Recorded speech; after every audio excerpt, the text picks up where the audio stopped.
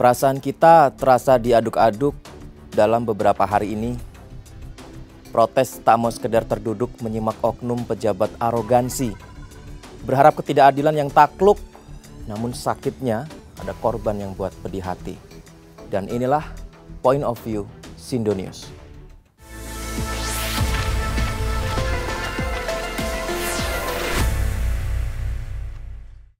Demonstrasi di berbagai daerah yang terjadi hampir sepekan di tanah air berujung ricuh.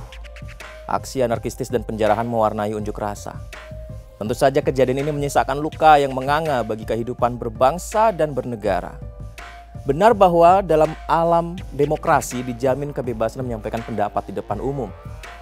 Namun tidak dibenarkan jika kebebasan malah berujung pada perusakan fasilitas umum, rumah pribadi, merugikan kepentingan masyarakat umum, bahkan ada korban jiwa.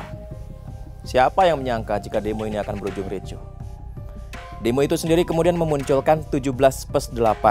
17+8 tuntutan rakyat untuk pemerintah yang menggema di media sosial. 17 tuntutan jangka pendek dengan deadline pada 5 September 2025. Kita ulas satu persatu. Yang pertama, tarik TNI dari pengamanan sipil dan pastikan tidak ada kriminalisasi demonstran. Kedua, bentuk tim investigasi independen untuk kasus Afan Kurniawan, Umar Amarudin maupun semua korban kekerasan dan pelanggaran HAM oleh aparat lainnya selama demonstrasi rentang 28 hingga 30 Agustus dengan mandat yang jelas dan transparan. Ketiga, bekukan kenaikan gaji, tunjangan anggota DPR, batalkan fasilitas baru termasuk pensiun. 4, publikasi transparansi anggaran, gaji, tunjangan, rumah, fasilitas DPR. Kelima, dorong Badan Kehormatan DPR periksa anggota yang bermasalah, termasuk selidiki melalui KPK. 6, pecat atau jatuhkan sanksi tegas kepada kader DPR yang tidak etis dan memicu kemarahan publik. Ketujuh, umumkan komitmen partai untuk berpihak pada rakyat di tengah krisis. Kedelapan, libatkan kader dalam ruang dialog publik bersama mahasiswa serta masyarakat sipil. Kesembilan, bebaskan seluruh demonstran yang ditahan. 10, hentikan tindakan kekerasan polisi. Taati SOP pengendalian massa yang sudah tersedia. 11, tangkap dan proses hukum secara transparan dan anggota komandan yang melakukan, memerintahkan tindakan kekerasan dan melanggar HAM. Ke-12, TNI segera kembali ke barak, hentikan keterlibatan dalam pengamanan sipil. 13, tegakkan disiplin internal agar anggota TNI tidak mengambil alih fungsi Polri. 14, komitmen publik TNI untuk tidak memasuki ruang sipil selama krisis demokrasi. 15, pastikan upah layak untuk seluruh angkatan kerja termasuk namun tidak terbatas pada guru, buruh, tenaga kesehatan, dan mitra ojek online di seluruh Indonesia. Ke-16, ambil langkah darurat untuk mencegah PHK massal dan lindungi buruh dari kontrak kerja mereka. Kemudian 17, buka dialog dengan serikat buruh untuk solusi upah minimum dan outsourcing. Kemudian ada 8 juga tuntutan jangka panjang, deadline-nya 31 Agustus 2026. Kita bedah lagi, 8 diantaranya. Yang pertama, reformasi besar-besaran DPR, audit publik, larangan mantan koruptor jadi caleg, dan penghapusan hak istimewa. Kedua, reformasi partai politik dan penguatan peran oposisi dalam sistem demokrasi. Ketiga, susun rencana reformasi perpajakan lebih adil dan batalkan kenaikan pajak yang malah membebani rakyatnya. Keempat, sahkan Undang-Undang Perampasan Aset Koruptor dan perkuat KPK serta Undang-Undang Tipikor. Kelima, reformasi Polri agar profesional dan humanis dan revisi Undang-Undang Kepolisian. 6, penarikan total TNI dari proyek sipil serta revisi Undang-Undang TNI. 7, perkuat Komnas HAM dan lembaga pengawas seperti Ombudsman dan Kompolnas. Serta ke-8, evaluasi menyeluruh kebijakan ekonomi termasuk PSN, Undang-Undang Cipta Kerja dan pelindungan terhadap masyarakat adat serta lingkungan. Ya, ada banyak hal yang patut dicermati dalam kasus demo ini. Mulai dari kurang pekanya anggota DPR menyikapi isu yang menjadi pembicaraan publik. Statement-statement yang justru melukai hati publik seolah menjadi bahan bakar hingga memantik kemarahan masyarakat. Mereka meluapkan kemarahannya. Bahkan ada oknum-oknum yang merusak sejumlah fasilitas umum hingga merusak kediaman beberapa anggota DPR. Seperti yang sudah viral, rumah Sahroni, Nafa Urbah, Eko Patrio, hingga Uya Kuya rusak parah, diamuk massa. Penjarahan dilakukan oleh massa.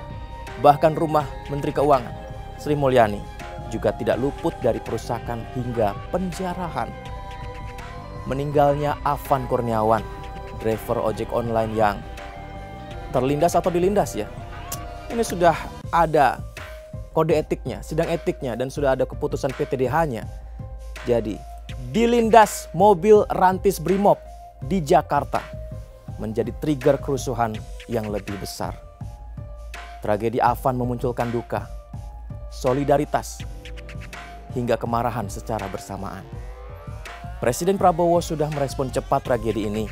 Presiden memerintahkan investigasi transparan atas insiden yang menewaskan driver ojek online Afan Kurniawan dalam demonstrasi yang berujung ricuh.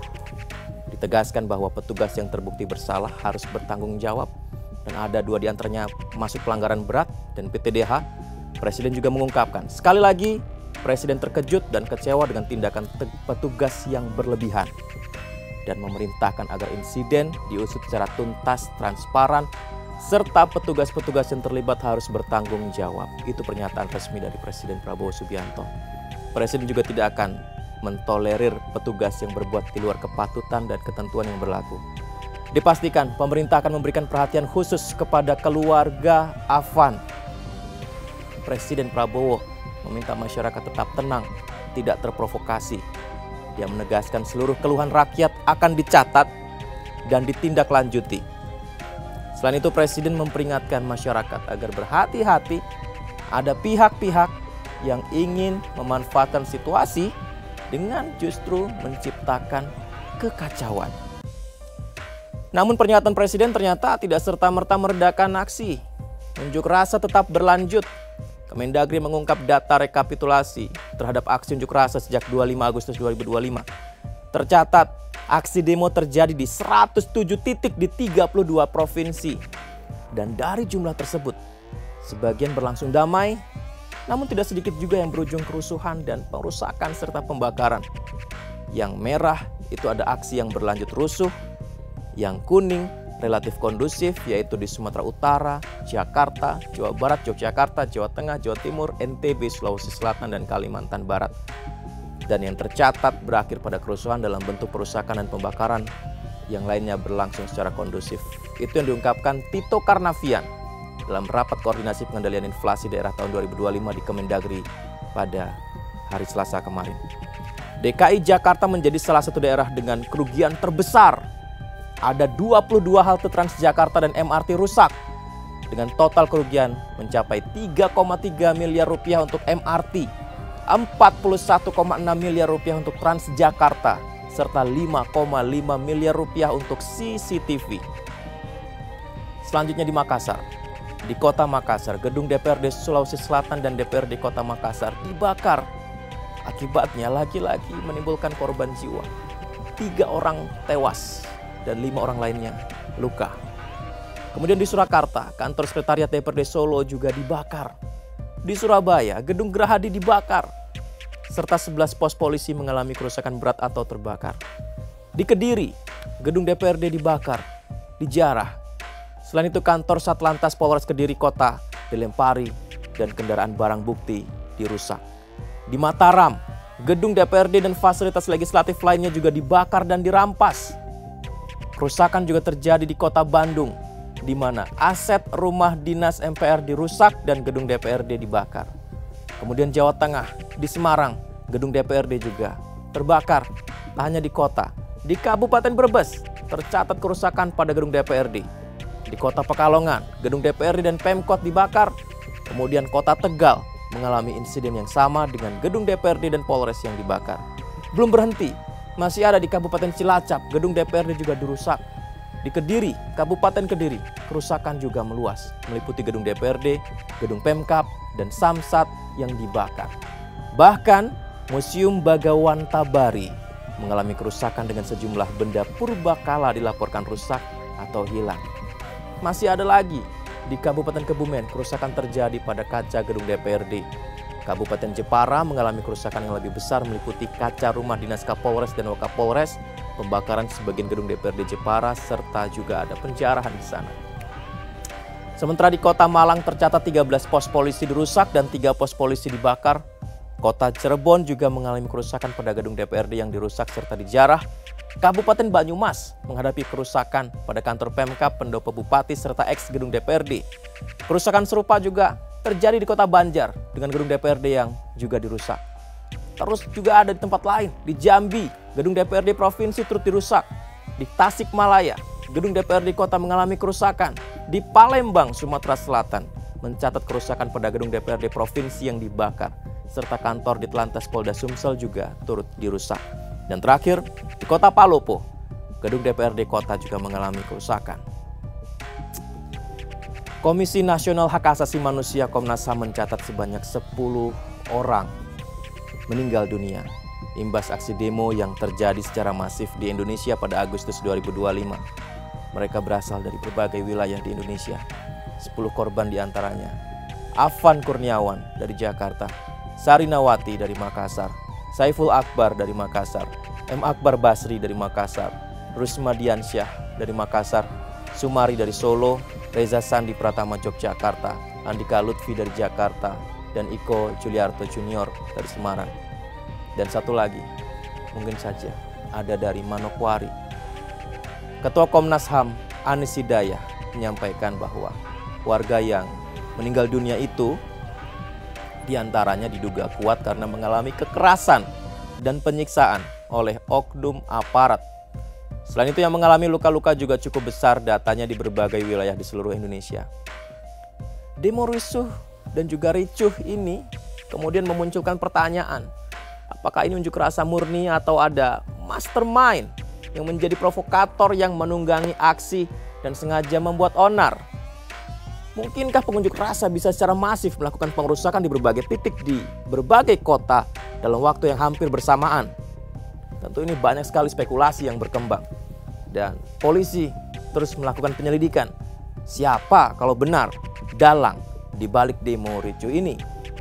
Polda Metro Jaya mengamankan 337 orang terkait aksi demo berujung anarkis di gedung DPR pada 25 Agustus 2025 lalu.